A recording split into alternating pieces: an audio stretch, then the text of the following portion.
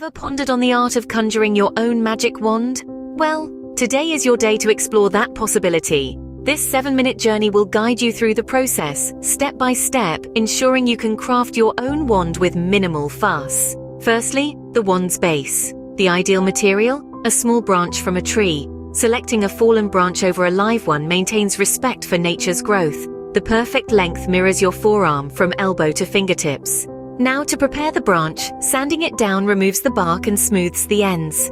This process might take a while, but patience pays off. After sanding, leave it to dry for a week to ensure all moisture evaporates. Next, oil the branch. This could be any oil you have at hand, olive oil or even a specific wood oil. The oiling process further smooths the branch, giving it a polished, finished look. At this point, your wand is essentially complete.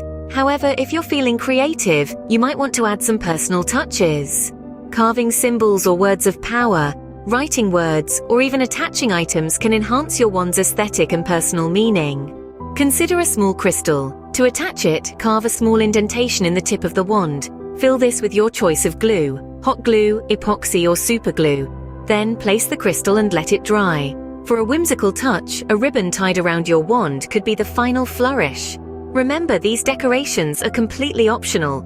Your wand is your own, so let your imagination guide you. In summary, creating your own magic wand involves selecting a branch, preparing it through sanding and drying, oiling it for smoothness, and potentially adding your own personal decorations.